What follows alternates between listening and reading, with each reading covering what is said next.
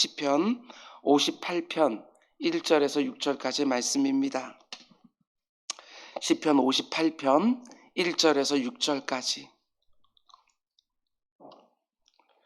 구약성경 843페이지입니다. 시편 58편 1절에서 6절까지 있는 말씀입니다. 우리 한 절씩 교독하겠습니다. 통치자들아, 너희가 정의를 말해야 하거늘 어찌 잠잠하냐? 인자들아, 너희가 올바르게 판결해야 하거늘 어찌 잠잠하냐?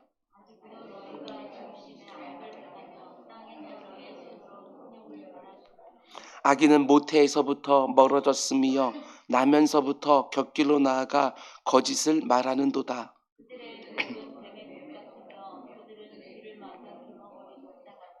술사에 홀리는 소리도 듣지 않고 능숙한 술객의 유술도 따르지 아니하는 독사로다. 하나님이여, 그들의 입에서 이를 꺾으소서. 여호와여, 젊은 사자의 어금니를 꺾어내시며. 아멘. 아멘. 오늘 새벽 제단에 드려진 예물이 있습니다. 우리 최대승 김미경 집사님, 주연이 한이 가정에서, 그리고 최대창 구본중 성도님 가정에서 1,000번째 드리셨고요. 그리고 다윗의 1,000번째도 하나님 앞에 드려졌습니다. 우리 잠시 기도하겠습니다. 사랑의 주님, 감사합니다. 이렇게 성탄의 절기를 맞이하여 우리들 그냥 잠들어 있지 않게 하시고 깨어서 주님 오실 것을 준비하게 하시니 조진적으로 감사를 드립니다. 언제나 내 삶 가운데 속에 주님이 찾아오신다는 것을 잊어버리지 않도록 주님 인도해 주옵소서. 내 문제의 현장에 덩그러니 나 혼자 던져져 있는 것이 아니라 주님 그곳에 찾아오시며 함께 하시며 나의 모든 필요를 공급해 주시며 이기게 하신 줄 믿고 그분께 구하며 담대하게 하루를 살아가는 우리 모두가 될 수 있도록 인도하여 주시옵소서. 내 영혼 가운데 있는 어둠도 예수 그리스도의 오심과 함께 빛으로 다 물러가는 역사, 이 계절에 있도록 주님 인도하여 주시옵소서. 특별히 지금은 내년도 사역을 앞두고 각 기관마다 총회를 하고 이런저런 사역을 작정하는 시기입니다. 내 주 아버지 하나님, 많은 사역자들이 나올 수 있도록 인도하여 주시옵소서. 한두 사람 어깨에 많은 짐이 지어지는 것들이 아니라 모든 성도들이 같이 나누어지면서 수월하게 아버지 하나님 다음 세대를 섬기고 이 공동체가 하나님의 맡기신 사역들 잘 감당할 수 있도록 주님 인도하여 주시옵소서. 내가 할 수 있느냐 없느냐를 따지지 않게 하여 주시고 하나님이 원하시는가 이거 하나만 따질 수 있도록 주님 인도하여 주시옵소서. 오늘 새벽 제단에 드려진 1,000번째 예물이 있습니다. 아버지 하나님, 최대창 구본중 성도의 가정 가운데 예수 그리스도로 말미암은 특별한 경험들이 있도록 주님 인도하여 주시사 주님 앞에 더욱 가까이 나아가는 계기가 꼭 있을 수 있도록 인도하여 주시옵소서. 다윗의 1,000번째 가운데 함께하여 주시사 하나님 앞에 내 마음에 합하다고 인정을 받았던 다윗처럼 그의 심령도 하나님 앞에 꼭 맞을 수 있도록 주님 인도하여 주시옵소서. 이 모든 말씀 예수님의 이름으로 기도드렸습니다. 아멘. 아멘. 여러분 잘 오셨습니다. 오늘도 좋은 날, 복된 날인 줄 믿습니다. 아멘. 아멘. 우리 새벽에 오늘 가온이도 축복합니다. 날마다 새로운 기도라는 주제로 우리 새벽마다 시편 말씀을 함께 묵상하고 있습니다. 오늘은 158번째 시간입니다. 오늘 말씀의 제목은 한 번 더 태어나지 않으면 사람은 절대로 변하지 않습니다. 이런 제목으로 말씀 전하도록 하겠습니다. 한 번 더 태어나지 않으면 사람은 절대로 변하지 않는다. 요즘 사람들이 말하는 것처럼 이번 생은 망했고 다음 생에 이런 의미가 아닙니다. 어머니의 모태에 들어갔다가 다시 태어나면 내가 다른 삶을 살게 될 거다? 절대로 그렇지 않습니다. 우리 주님 말씀하신 것처럼 성령으로 다시 한번 태어나지 않으면 사람은 절대로 변하지 않는다. 내 의지와 내 능력과 내 힘으로 내 삶을 바꿀 수 있는 것들이 아니라 성령의 내주를 통하여 그분의 다스림과 그분의 인도하심이 없이는 그 어떤 인생도 변하지 않는다. 이런 제목으로 말씀 전하도록 하겠습니다. 우리가 이 땅을 믿음으로 살아갈 때 경험하는 가장 큰 어려움 중에 하나는 이런 게 아닐까 생각을 했습니다. 우리는 하나님이 온 세상을 다스리는 주인이라고 믿고 이 땅을 살아가지만 실제로 우리가 살아가는 이 세상을 보면 악한 자들이 더 형통하고 불의가 더 힘을 얻고 부정한 방법들이 더 지혜로운 것처럼 보여질 때에 한 번씩 낙심하기도 합니다. 반면에 하나님이 원하시는 삶을 신실하게 살아가는 성도들의 삶에는 참 많은 고난과 아픔이 있지요. 하나님이 분명히 온 세상의 주인이라는 사실을 믿고 살아가는데 현실이 우리의 믿음과 너무나 다르게 돌아가는 것처럼 보일 때 성도들의 마음도 한 번씩 크게 요동치기도 합니다. 믿음이라는 것은 교회 안에서만 해당되는 것이고 우리의 내면에만 영향을 끼치는 것이지 우리가 살아가는 현실 가운데는 영향을 미치는 것이 아니지 않나, 이런 생각이 들 때가 한 번씩 있습니다. 지금만 그런 것이 아니라 다윗이 오늘 시편을 쓸 때도 그랬던 것 같습니다. 그래서 다윗은 오직 하나님의 다스림을 믿고 의지하며 살아가는 성도들이 하나님이 온 세상을 다스린다는 것이 눈에 표가 나지 않을 때에 어떻게 요동치 아니하고 끝까지 믿음으로 살아갈 수 있는지 자신의 경험을 통해서 보여주는 것이지요. 여러분, 요즘 내가 살아가는 현장에서 하나님이 이 세상을 다스린다는 것이 잘 보이지 않아서 힘들어하는 분이 계십니까? 아니, 하나님이 온 세상을 다스리는데 왜 이 세상이 이렇게 돌아갈까? 오늘 시편의 말씀을 통해서 다윗이 기도의 자리에서 발견한 깨달음과 회복과 소망이 우리 모두의 경험이 되기를 주님의 이름으로 축원을 드립니다. 오늘 본문을 보면 다윗은 지금 하나님의 정의가 사라진 것 같은 세상을 바라보며 탄식하는 것을 보게 됩니다. 1절 말씀 보면 통치자들아 너희가 정의를 말해야 하거늘 어찌 잠잠하냐. 인자들아 너희가 올바르게 판결해야 하거늘 어찌 잠잠하냐. 탄식하는 겁니다. 우리가 살아가는 이 세상에 하나님이 통치자들을 세우시는데 왜 세우시느냐? 하나님의 대리자로서 온 땅에 정의를 세우고 올바른 판단과 판결을 하라고 세우시는 것이지요. 이 세상을 정의로 통치하고 올바른 판결로 사람들을 섬기라고 하나님이 그들을 세우시는 것입니다. 근데 그들이 어떻게 합니까? 자기가 맡은 역할을 제대로 감당하지 않습니다. 그걸 보며 다윗은 이렇게 탄식하는 것이지요. 너희 통치자들아 너희가 당연히 정의를 말해야 되는데 어찌 잠잠하고 있느냐. 이 땅을 다스리는 인자들아 너희가 마땅히 올바르게 판단해야 되는데 어찌 잠잠하고 있느냐. 이렇게 탄식하는 것이지요. 아마도 여기서 말하는 통치자들, 인자들, 이 사람들은 사울 왕과 그의 옆에 있는 나라를 다스리는 위정자들이 아닐까 생각을 합니다. 이어지는 2절 말씀도 보면 이 땅의 통치자들이 정의를 세우지도 아니하고 올바른 판단도 안 하면서 도리어 어떻게 하지요? 너희가 중심에 악을 행하며 땅에서 너희 손으로 폭력을 달아주는도다. 당연히 정의를 행하고 마땅히 올바른 판단을 해야 되는 이 통치자들이 지금 어떻게 하고 있습니까? 마음 중심에서부터 악을 행하고 있다. 여러분, 이게 굉장히 의미심장한 말씀입니다. 마음 중심에서부터 악을 행한다. 여러분, 마음 중심에서는 악을 생각하고 악을 계획하는 것이지 마음 중심에서부터 악을 행한다. 이렇게 말을 하고 있다는 것입니다. 잘 보셔야 됩니다. 악은 바깥으로 드러나야지만 행해지는 게 아니라는 것이지요. 하나님은 우리 중심을 보시잖아요. 이 가운데 악한 생각, 악한 계획을 가득 채우고 있는 것, 그것은 하나님 앞에는 행한 것과 진배 없다고 이렇게 말을 하는 것입니다. 우리 주님이 직접 말씀해 주셨습니다. 너희들이 사람의 목숨을 끊어야지만 살인이 되는 것이 아니고 미워하는 마음만 가지고 있어도 그것이 살인과 똑같다. 너희가 음욕을 품기만 해도 그것이 가늠한 것과 똑같다. 잠언에서 말하는 것처럼 우리의 마음이 그 무엇보다도 중요하니까 잘 지켜야 된다. 이렇게 말하지 않습니까? 하나님은 겉으로 드러난 행위만 보시는 것이 아니라 그 행위를 하게 하는 나의 생각과 계획과 동기까지 감찰하는 분이라는 거, 이걸 꼭 기억해야 되는 것이지요. 행동으로 안 옮겼으니까 되는 거 아니냐, 이게 아니라는 것입니다. 마음을 잘 지키셔야 됩니다. 오늘 하루를 시작하는 첫 시간부터 내 마음 잘 지키셔서 오늘 하루 내 마음 가운데 아무거나 들어왔다 나갔다 하지 않도록 하나님의 파수꾼을 여기에 세우는 우리가 될 수 있길 주님의 이름으로 축원을 드립니다. 여러분, 그런데 지금 통치자들의 마음 중심에 뭐가 들어있습니까?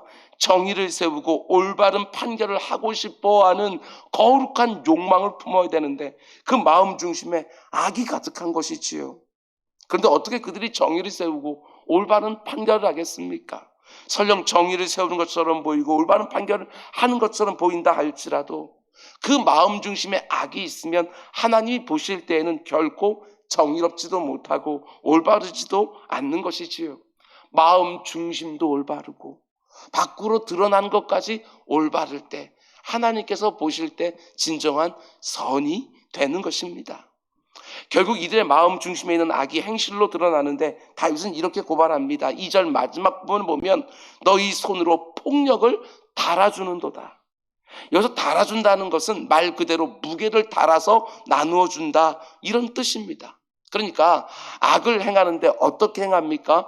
악의 무게를 사안살마다 적절하게 나누어 주면서 행하는 거예요. 이럴 때는 악을 더 많이 쏟아붓고 저럴 때는 악을 조금 가볍게 쏟아붓고 이런 식으로 아주 치밀하고 계획되어 있는 악을 행하고 있다. 마음 중심에서부터 악한 계획을 세운 것이니까 겉으로 드러나는 악한 행위 역시도 굉장히 치밀하고 계획적인 거예요. 근데 이 일을 지금 누가 하고 있어요? 나라의 통치자들이 하고 있는 거예요. 왕과 대신들과 권력을 잡고 있는 위정자들이 이런 악을 행하고 있다는 것입니다. 지금 이 시편을 쓰고 있는 다윗이 하나님 나라인 이스라엘을 바라보면서 너무나 고통스러워하는 것입니다.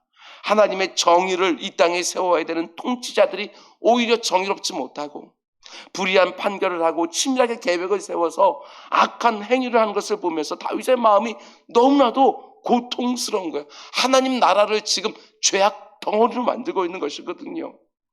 한 걸음 더 나아가서 다윗이 이렇게 고통스러워하는 이유는 이 악한 모습이 한두 사람의 문제만이 아니라 나라의 전반적인 영적 분위기, 그게 악해진 것이지요. 정말 그렇습니다.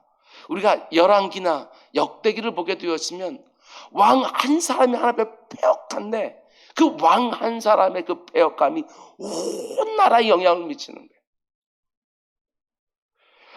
한 왕이 하나님 앞에서 바르지 못하고 우상을 숭배하고 말씀을 떠나게 되었으면 모든 백성들의 영적인 분위기가 그리로 흘러가는 것들을 보게 되어지는 거예요. 하나님 나라에 그 이스라엘의 정의롭지 못하고 올바른 판결도 사라져버리니까 그 영적인 분위기가 백성들에게도 영향을 미치고 있다. 여러분, 우리가 살아가는 이 나라도 마찬가지고 우리가 섬기는 교회도 마찬가지입니다. 지도자들의 영적인 상태가 어떤 식으로든 그 공동체에 영향을 미치게 되어 있습니다. 어떤 식으로든.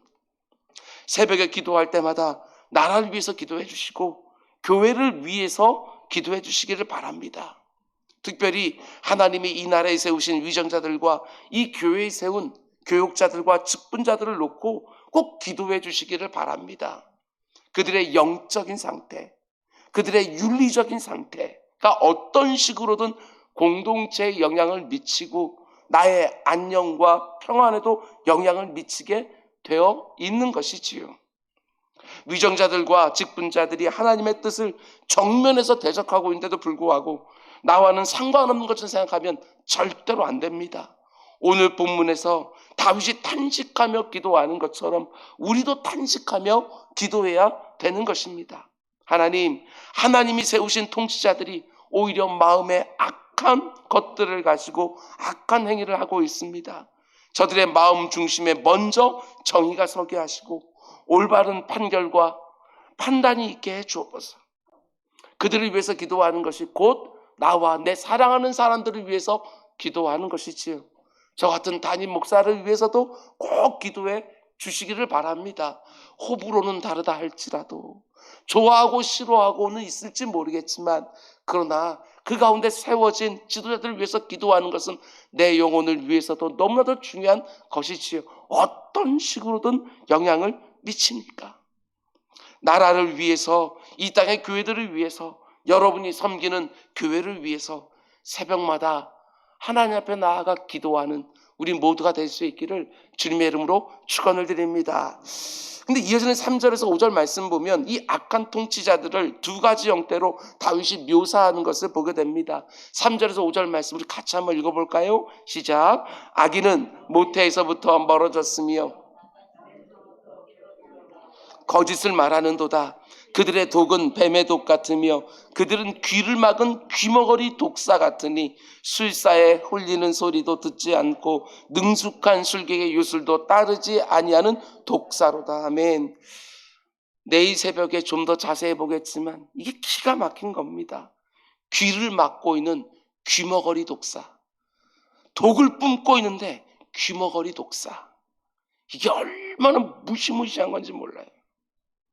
지금 이 악한 통치자들의 모습을 다윗은 두 가지 형태로 묘사를 합니다. 첫 번째는 거짓말을 하는 사람들이라고, 두 번째는 독을 뿜는 독사와 같은 사람들이라고, 두 가지로 구분해서 말하지만 한 가지를 얘기하는 것입니다. 다 말에 악이 묻어 있다, 이렇게 말하는 것이지요. 먼저 첫 번째로 이들을 가리켜 거짓말을 하는 사람들이라고 다윗이 묘사하는데, 참 슬프게도 통치자들과 거짓말 너무나 우리 경험적으로 잘 연결되지 않습니까? 근데 생각해보면 거짓말은 아니어도 우리가 살아가는 이 세상 전반이 말을 함부로 합니다. 말하는 것을 그렇게 두려워하지 않습니다. 제가 여러 번 말씀을 드리지만 성도들은 말하는 것부터 달라야 됩니다. 말하는 것부터. 성도의 말 한마디를 들으면 그 사람의 영성이 느껴지게 해야 되는 거예요. 내가 말은 이렇게 하지만 내 마음은 다르다. 아닙니다. 내 마음에 있는 것이 다 드러나도록 늘 말을 해야 되는 것이지요. 특별히 성도의 말에는 거짓이 없어야 됩니다. 왜냐하면 하나님의 자녀들은 하나님을 닮아서 진실을 말하는 것이고, 마귀의 자녀들은 그 아비를 닮아서 거짓을 즐겨 말하면서도 마음에 두려움이 없는 거예요. 우리 주님이 악한 마귀를 가리켜 거짓의 아비라고 말하지 않습니까?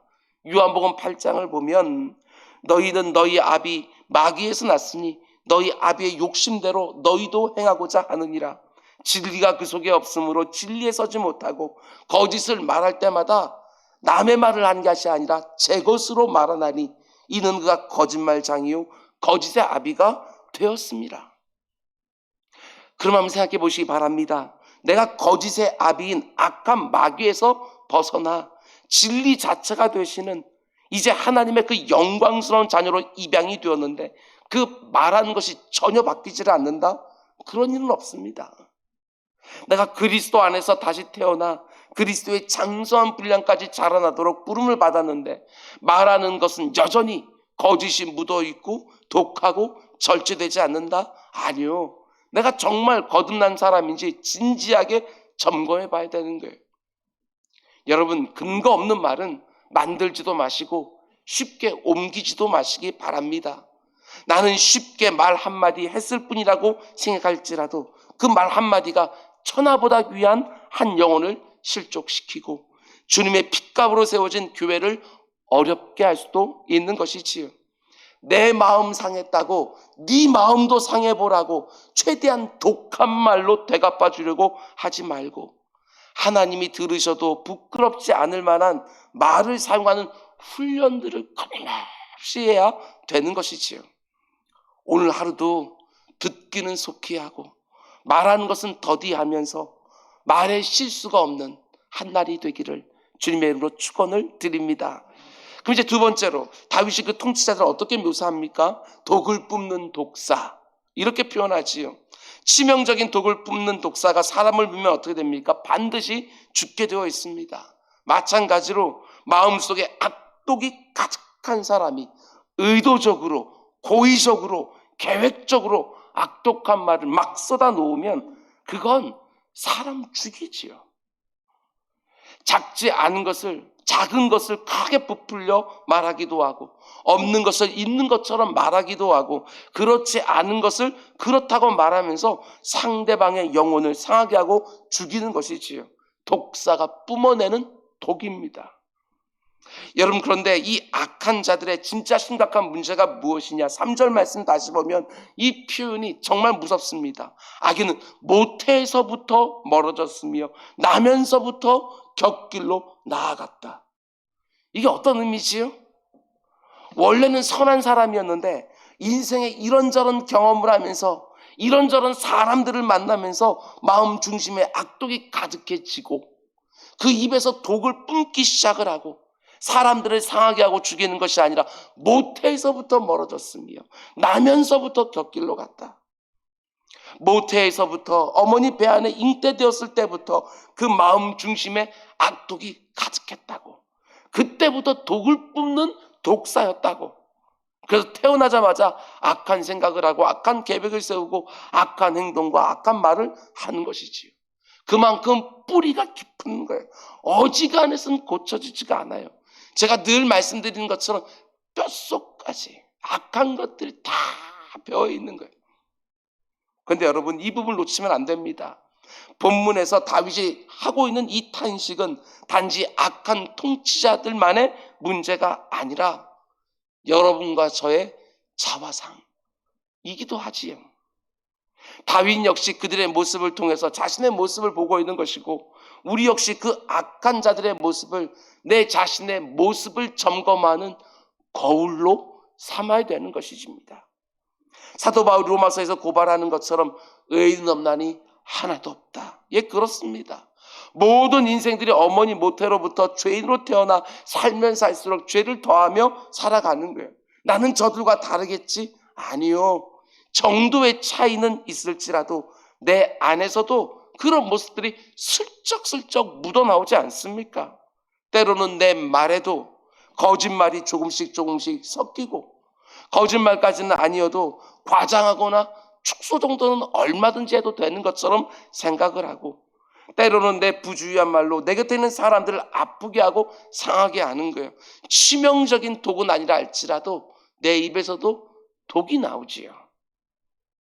저 사람 말 함부로 한다고 내가 비판하는 사람들을 거울 삼아서 내 자신도 정직하게 돌아보아야 되는 것이고, 여러분께 너무나 감사한 것이 무엇입니까? 의인은 없나니 하나도 없는데, 어머니 모태에 태어날 때부터 다 죄인으로 태어나는데, 다 독사 새끼로 태어나는데, 너무 감사한 것은 여러분과 제가 그리스도 안에서 다시 태어났다는 것입니다. 거듭났다는 것이지요. 그래서 전에는 내 안에 있는 악한 본성이 하자는 대로 끌려다녔지만 이제는 내 안에 돕는 분이 계십니다. 이거 잊지 마십시오. 의인 없나니 하나도 없다. 여기까지만 우리는 알고 있는 게 아니에요. 의인은 하나도 없고 나도 똑같았는데 내가 예수 그리스도 안에 다시 태어나는 그 순간 하나님께서 성령 하나님을 내 안에 내주게 해주셨다. 무슨 말이지요? 얼마든지 이전과 다르게 살 수 있다. 우리는 이제 싸울 수 있다. 그 성령 하나님이 내 입을 다스려 주시기도 하시고, 내 입에서 설령 독이 뿜어져 나오기라도 하면 그걸 붙들고 심히 아파하게 만들고, 하나님 앞에서 회개하게 하고, 내 말에 상처받은 사람에게 먼저 용서를 구하지 않고는 견딜 수 없게끔 만들어 놓으시죠. 성령 하나님이 그렇게 하는 거예요. 내 신앙 양심을 막 자극해서 그렇게 해도 되는 것처럼 절대로 생각하지 않게 하는 것입니다. 여러분, 그 어떤 인생이라고 해도 그리스도 안에서 다시 태어나 그 악한 본성에서부터 새로워지기 전까지는 아무도 소망이 없다는 걸 여러분 아셔야 돼요. 어머니 모태에서 태어난 것처럼 성령 안에서 다시 한번 태어나지 않으면 그 어떤 소망도 없는 것입니다. 사람은 죽었다가 다시 살아난다고 변화되는 것이 아닙니다. 우리 주님이 말씀하신 것처럼 그것은 죽었다 다시 살아나면 그건 역시도 또 다른 육에 불과한 거예요. 인생을 살아가다가 어디서부터 잘못됐지? 다시 시작하고 싶다. 다시 태어나면 절대로 이렇게 안 산다. 이게 아니라는 것입니다. 육에서 난 것은 아무리 다시 태어나도 또 다른 육에 불과한 거예요. 내가 어머니 뱃속에 다시 들어갔다가 또 태어나도 또 똑같은 죄를 짓는 것이지요. 그렇습니다. 그리스도 안에서 한 번 더 태어나서 성령 하나님의 지배와 다스림을 받지 못하면 사람은 절대로 변하지 않는 거예요. 뼛속까지 다 악한 못에 깃들어져 있는데 아무리 다시 태어난다 할지라도 어머니 모태에서부터 독사의 자식으로 태어나게 되어지는데 어떻게 변하겠습니까? 성령으로 말미암아 거듭나지 않고서는. 우리의 신앙생활이라는 것은 내가 교리를 이해하고 동의한다고 사라지는 것이 아닙니다. 신앙생활은 반드시 다시 한번 성령 안에서 태어나야지 가능한 거예요. 내가 교회 안에서 얼마나 오랫동안 머물러 있었느냐, 내 이름 앞에 어떤 직분이 붙어 있느냐, 이거 아무런 상관이 없어요. 내가 진짜 거듭났는가, 성령의 다스림과 지배를 받고 있는가, 이게 핵심이지요. 나는 안 된다, 나는 안 변한다, 아닙니다. 내 안에 성령 하나님이 계시기에 얼마든지 변할 수 있습니다. 내가 그것을 모르고 있는 거예요. 내가 싸우질 않는 것이지요. 그 사람 안 된다, 그 사람 절대로 변하지 않는다, 이것도 아니에요. 성령 하나님이 역사하기 시작하면 그 사람도 천하 없이 변하게 되어 있어요. 말씀 마치도록 하겠습니다. 참으로 불의한 세상에 우린 또 들어갑니다. 하나님이 주인인 분명한 세상임에도 불구하고 이 땅의 악한 통치자들이, 악한 사람들이 독을 뿜어내면서 엉망으로 만들어 놓은 그 세상에 들어가서 우리는 또 일을 할 것이고 자녀를 양육하실 것이고 사람들과 관계할 것입니다. 그러나 여러분, 성령으로 다시 태어난 사람들은 달라야 됩니다. 어떤 식으로든 달라야 됩니다. 영향력과 영향력의 싸움이 날마다 벌어지고 있는 거예요. 그들이 독을 막 뿜어내고 있습니까? 성령으로 거듭난 성도들은 예수 그리스도의 향기를 계속해서 뿜어내야 되는 거예요. 여러분들이 오늘 어디를 가든지 그곳이 그 사람들이 세상이 쏟아내고 있는 그 악한 독이 그곳을 영향력 있게 지배하지 못하도록 여러분들이 구원받은 사람답게 성령의 다스림을 받고 있는 사람답게 그곳에 예수 그리스도의 향기를 막 뿜어내면서 여러분의 가정과 여러분의 일터와 여러분의 모든 만남의 관계 가운데 속에 그리스도의 향기가 압도하는 역사가 있기를 주님의 이름으로 축원드립니다. 기도하겠습니다. 사랑해 주님 감사합니다. 오늘 우리에게 또 귀한 말씀을 허락해 주셨습니다. 이 말씀 마음에 새겨놓고 오늘 내가 어디를 가든지 아버지 하나님, 내가 그 독에 쓰러지는 것이 아니라 예수 그리스도의 향기로 그곳을 또한 하나님의 역사가 드러나는 곳으로 만들어내는 일에 쓰임받는 우리 모두가 될 수 있도록 주님 인도하여 주옵소서. 아침에 말씀 들었고 하루의 첫 시간에 기도하며 시작합니다. 주님, 내가 가는 곳마다 그곳이 어디든지 그곳에서 그리스도의 향기 진하게 배일 수 있도록 인도하여 주시옵소서. 이 모든 말씀 예수님의 이름으로 기도드렸습니다. 아멘.